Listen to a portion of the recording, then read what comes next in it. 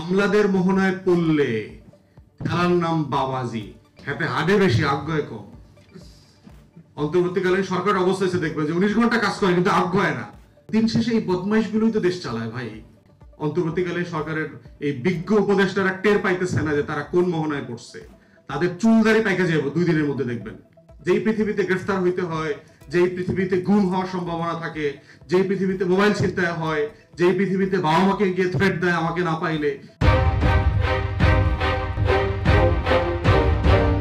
অন্তর্বর্তীকালীন সরকারের যদি সিঙ্গেল ফেইলিয়ারের কথা আমরা বারবার বলি, সেটা হচ্ছে যে মানে শাসন করতে না পারার যে মানে ইনক্যাপাসিটি, যে কালেকটিভলি টোটাল টিমটা মনে হয়েছে। তারা দেখবেন যে প্রচুর বলে যে আমরা তো অনেক রাত জেগে কাজ করি, 3-4টার সময় বাসায় যাই, ফেসবুক দেখি না, এই ধরনের দেখবেন কিছু ডজি এক্সকিউজেস ওনারা বলেন আর কি। কিন্তু দিন শেষে ওনারা মানে হেভিলি ফেল করছেন গভর্নেন্সের জায়গাতে। টোটাল কনভারসেশনে আপনি দেখবেন যে পলিটিক্যাল পার্টিকে একটু ইগনোর করা, যেহেতু এরা সুশীল অধিকাংশ, এদের ভিতরে একটা প্রচন্ড পলিটিক্যাল পার্টিকে আন্ডারমাইন করা, ঘৃণা করা, অপমান করা, ছোট করা, হেয় করার একটা টেন্ডেন্সি আছে। কারেক্টলি সো আছে, এটা সত্য। কারণ আমাদেরও তো বুঝতে হবে যে কাদের মতামত নেওয়া হচ্ছে। আপনি যদি বাঞ্চ অফ ফ্যাসিস্টদেরকে ডেকে আবার জিজ্ঞেস করেন যে ভাই কি করা দরকার, তো সেটা এমন একটা জিনিস ওখানে দিবে যেটা তার গত 16 বছরের রেজিমকে ফ্যাসিলিটেট করবে, 16 বছরের রেজিমকে যেন বিচারের মুখোমুখি করা না যায়, এরকম কিছু সিলি টেকনিক্যাল জায়গা ওখানে তৈরি করে দিবে। তো সেই জায়গাতে আমরা বারবার দেখতে পাচ্ছি যে এইটা করবার যথেষ্ট ঘাটতি আছে এবং আগ্রহ দেখতে পাচ্ছি না। দিন শেষে এই বদমাইশ গুলোই তো দেশ চালায় ভাই। মানে কোনো অপশন তো নাই আপনার হাতে। আপনি ইদার এদেরকে হলো ফেরেশতা বানাবেন ওভারনাইট, আপনার কাছে যদি টাইম মেশিন থাকে, কোনো ওষুধ টষুধ থাকে, মেডিসিন থাকে, দিবেন, খাওয়াবেন, অ্যান্টিবায়োটিক্স দিবেন। এগুলো প্রত্যেক রাজনৈতিক দল, রাজনৈতিক নেতা কর্মীরা খেয়ে খেয়ে খেয়ে খেয়ে মানুষ হবে, তারা ফেরেশতা হয়ে যাবে, তারপর দেশ চালাবে।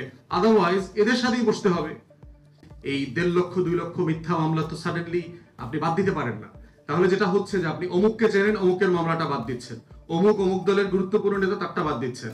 আমি গরিব মানুষ, আমি লোকাল বিএনপি করি, ইউনিয়ন পরিষদে, আমাকে যেহেতু কেউ চেনে না, আমার মামলাটা বাদ হচ্ছে না। তাহলে রাষ্ট্র তো এই ডিসক্রিমিনেশন করতে পারে না। ব্রিটেনে এই জন্য আপনার ক্রিমিনাল কেসেস রিভিউ কমিশন আছে, সারা দুনিয়াতে আছে, যে আপনি মিথ্যা মামলাগুলো একটা কমিশনকে দিতে হবে। প্রত্যেক অ্যাপ্লিকেন্ট তার জায়গাতে যাবে, আবেদন করবে এবং একটা গাইডলাইন ফলো করে মামলাগুলোকে তুলে নেবেন। না হলে যেটা হচ্ছে যে এর ভিতরেও রাষ্ট্র বৈষম্য করবে। পলিটিক্যাল পার্টি এত বাটপারি জানে, পলিটিক্যাল পার্টির লিডাররা এত লেভেলের শয়তানি জানে, আপনাদেরকে 2 দিনের ভিতরে খায় ফেলবে। তো এই কনভারসেশনে যদি পলিটিক্যাল পার্টিকে আপনি এখনই মুখোমুখি না করেন, এখনই যে তার কাছ থেকে আপনি চার্টার করে এগ্রিমেন্টে না নিয়ে আসেন যে হ্যাঁ নেক্সট টাইম গেলে সে ওয়াদা দিচ্ছে করবে, এই ওয়াদাবদ্ধতাকে এখনই করতে না পারলে আপনারা এটা করতে পারবেন না।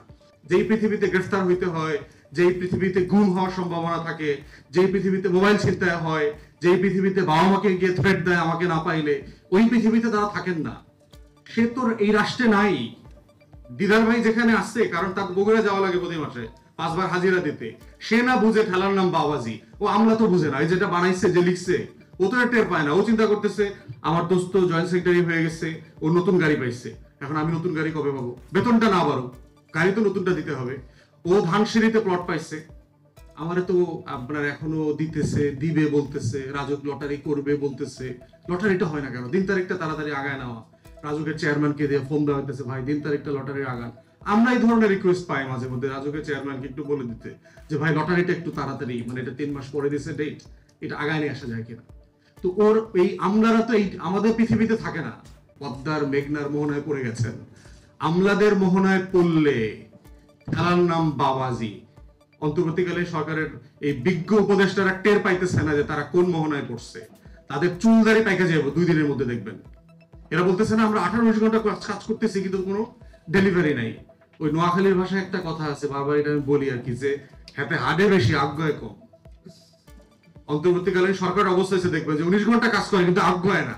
ওই যারা মাইকেল জ্যাকসনের মুন ওয়াকিং দেখছেন না, এতে একখানে বসে খালি হাঁটে কিন্তু আগায় না। কিন্তু অন্তর্বর্তীকালীন সরকারের অবস্থা হয়েছে তাই, 5 মাস ধরে দৌড়াইতেছে কিন্তু আগায় না, লাল দড়িতে ধরতে পারতেছে না সে।